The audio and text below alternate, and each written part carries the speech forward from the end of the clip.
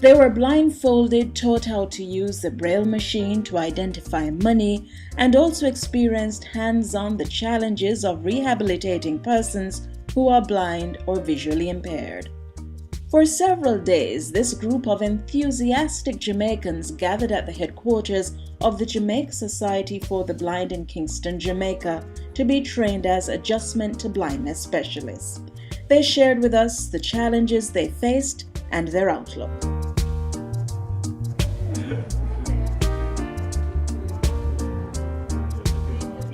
We first spoke to Ray Campbell. I used to have all those myths about when you're blind, life does not go on any further, but now I'm a part of this program.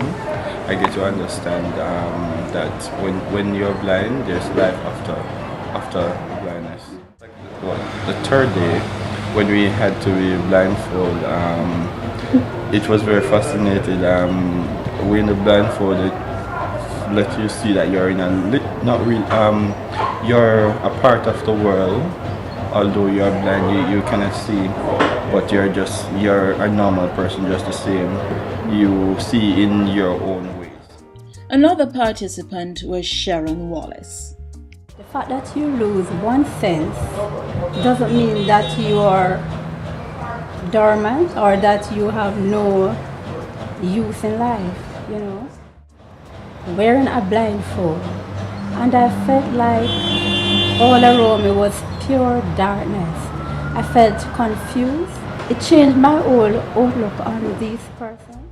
Kamisha Chambers majored in psychology at the University of the West Indies, Mona campus. Much of them, especially the ones that say that because you're blind, you basically can't do anything for yourself anymore. Somebody has to help you get around, unless you have enough resources, for example, to be able to buy expensive equipment to help yourself around. Because I've seen students at UWI who are blind, who are in classes getting their degrees, but it's a small minority, right? Not a lot of persons. The majority, on the other hand, it's assumed that they basically are helpless.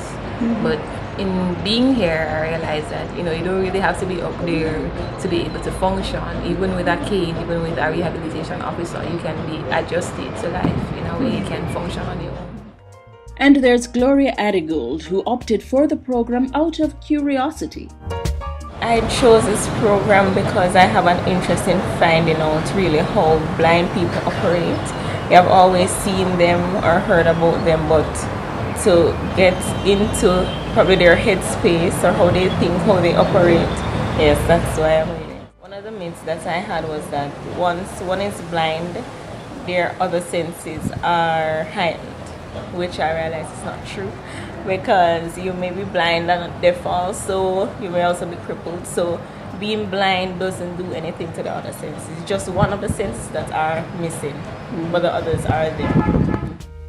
Another participant, Auretta Chambers, happens to be visually impaired. She believes the sky's the limit not only for herself, but for others.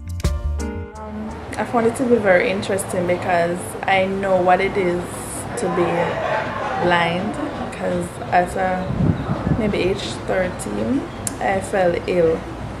And as a result of that illness, I became blind temporarily. So after a while, vision returned to my right eye, but I lost vision in the left completely. It's gone down. When I heard about this program, however, I said it would be nice to know that I could help somebody, because I know what it is to be, blind. Show people that persons that are impaired, vision gone, they can still make a livelihood. They can still be as normal as we can. Just need training. I grabbed the opportunity. Mr. Harris, inside it blows my mind to know that he even went to study. The confidence he built up, and he has motivated even me partially sighted, to aspire to the sky. The sky is the limit. Thank you. Right. This is called a slate and stylus, and with this one you use you manually punch the dots. So it's a bit more tedious, right? Through this program and many others, the Jamaica Society for the Blind is continuing to fulfill its mandate of promoting the welfare, education and employment of persons who are blind and visually impaired to prevent blindness in Jamaica.